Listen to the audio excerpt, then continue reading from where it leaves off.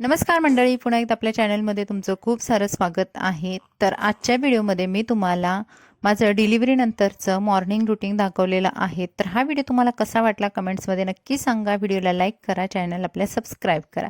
तर सकाळी बघा 5:30 ते 6च्या आसपास मी उठते, कारण छोटा बेबी आहे तो त्यावेळेस उठतो, त्यामुळे मला तेव्हा उठावंच लागतं. उठल्यानंतर केस पहिल्यांदा विंचरून घेते. तर असा कोंब आहे माझ्याकडे कंगवा, जेणेकरून केसामधला गुंता निघतो आणि मला पण खूप हलकं वाटतं. आणि मी केस पहिल्यांदा विंचरून घेते, टाय करते व्यवस्थित आणि त्यानंतरच माझं जे रुटीन आहे ते किंवा जे शेड्यूल आहे ते चालू होतं. केस व्यवस्थित बांधून घेतल्यानंतर पुन्हा मग मी माझ्या स्वतःसाठी बाहेर जायचं असतं रूममधून, कारण हे आमचं घर आहे माहेरचं. तर ते पूर्ण बघा जुन्या पद्धतीचं घर आहे, त्यामुळे आतमध्ये बिलकुल थंडी वाजत नाही. पण जेव्हा बाहेर जायचं असतं तेव्हा बॉडीला थंड लागू नये, शरीर उबदार राहावं यासाठी स्वेटर घालणं, परत कानाला स्कार्फ बांधणं, ह्या सर्व गोष्टी करूनच मी बाहेर पडते. आता हळूहळू थंडीचे दिवस चालू झालेले आहेत आणि स्वतःलाही थंडी वाजू नये, त्यामुळे सर्दी होईल, बाळालाही सर्दी होईल, यासाठी या गोष्टींचं काळजी घेणं गरजेचं आहे. पायामध्ये स्लीपर आणि पूर्ण बॉडी पॅक करूनच मी बाहेर पडते. तर इथे बघा, आता सुरुवातीला बाहेर आल्यानंतर किचनमध्ये जाते. आता किचनमध्ये आई त्यावेळेस दूध काढायला गेलेली असते. किचनमध्ये आल्यानंतर मी लाईट ऑन केलेली आहे आणि इथे चूल आहे, तर चुलीच्या समोर मी जरा वेळ बसते. तर इथे बघा चुलीला मस्त असं जाळ लागलेला आहे आणि या चुलीवरती मोठा टोप ठेवलेला आहे, ज्याच्यामध्ये काय आहे ते मी तुम्हाला दाखवते. तर हे मला आंघोळीसाठी आईनं पाणी ठेवलेलं आहे, पण या पाण्यामध्ये घातलेलं आहे कडुनिंबाचे ढाळे. तर हे कडुनिंबाचे जे पानं आहेत त्याच्यापासून छान असा रस पाण्यामध्ये उतरेपर्यंत हे पाणी तापलेलं असतं. तर अख्खा हा जो टोप आहे तो मला आंघोळीसाठी असतो. आणि आई गेलेली आहे दूध काढायला. तर आमच्याकडे म्हैस आहेत भरपूर, तर आई त्याच्यामध्ये दूध काढून आणते. तोपर्यंत मग मी छान असा हात पाय शेकून वगैरे घेते आणि थंडी वाजू नये किंवा उबदार राहावं यासाठी या छोट्या छोट्या गोष्टी मी इथं करत असते. आणि आई पण तसंच स्ट्रिक्टली सांगून गेलेलं असते की पाय हात शेकून घे, व्यवस्थित भाजून घे. आणि मग तोपर्यंत आई येते. मग ब्रश वगैरे करून झाला की आई गरम पाणी करते तोंड वगैरे धुवायला, आणि आंघोळीसाठी हे वेगळं पाणी चुलीवरती तापत असते. इथे बघा आमचा छोटा बेबी झोपलेला आहे, त्याला पूर्ण पॅक केलेलं आहे थंडी वाजू नये म्हणून. तर काही वेळानंतर जेव्हा आई येते तर त्यावेळेस तुम्हाला मी या पाण्याची अवस्था दाखवते. बघा पाणी अशा पद्धतीने पूर्ण असं ग्रीन कलरचं, डार्क ग्रीन ब्राऊन कलरचं झालेलं असतं, कारण त्या लिंबांच्या पानाचा जो रस आहे तो पूर्ण पाण्यामध्ये उतरलेला असतो. पाणी अक्षरशः 1 ते 1.5 तास छान असं तापत असतं, उकळलेलं असतं. आणि अशा 3 बादल्यांची अंघोळ मला रोज असते. कडकडीत पाण्याने आई व्यवस्थित अंघोळ घालते, कारण कमरेचं जे हाड वगैरे आहे तर तिचं म्हणणं असं असतं की ते व्यवस्थित जर त्याची काळजी घेतली तर पुन्हा त्रास होत नाही.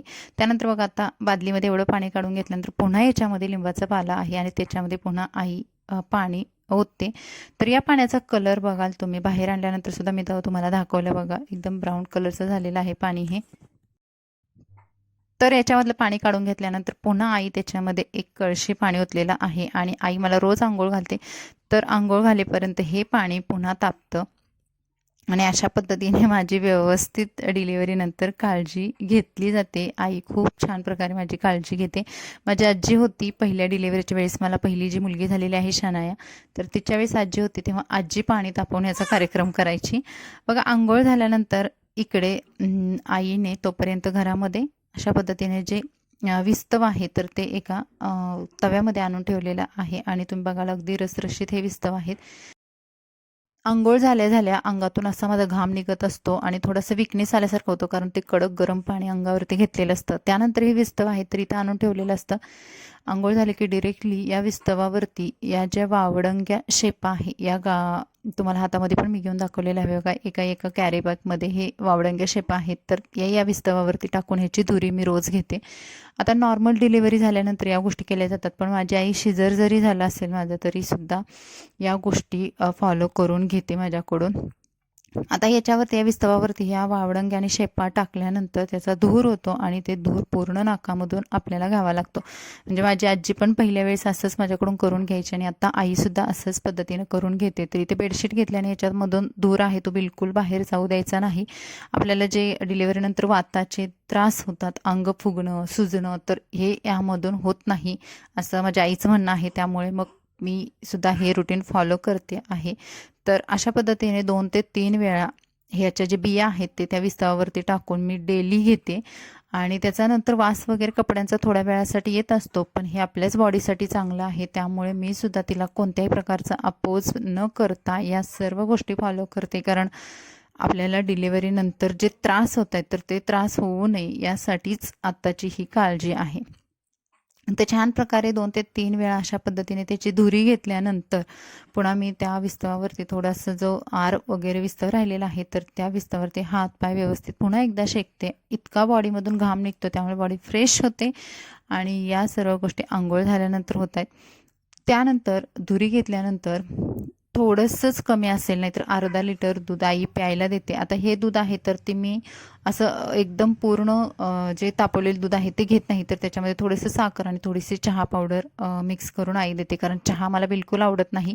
पण हे जर प्युअर दूध घेतलं, म्हशीचं जे दूध असतं गावचं ते एकदम प्युअर असतं आणि त्या दुधामुळे परत मग पचनाला त्रास होतो किंवा बाळाला सुद्धा पचनाला त्रास होतो. त्यामुळे मग मी त्याच्यामध्ये थोडंसं साखर आणि थोडीशी पावडर टाकून असं चहा टाईप हे अर्धा लिटर एवढं दूध आहे, थोडंसंच कमी असेल ते दूध घेते आणि आपले बोन्स स्ट्रॉंग होण्यासाठी या सर्व गोष्टी चालू आहेत. तर मंडळी सकाळच्या 8पर्यंत हे जे माझं शेड्यूल होतं तर ते तुम्हाला कसं वाटलं कमेंट्समध्ये नक्की सांगा. पुढचा भागसुद्धा लवकरच येणार आहे. तोपर्यंत तुम्ही मस्त राहा, खुश राहा.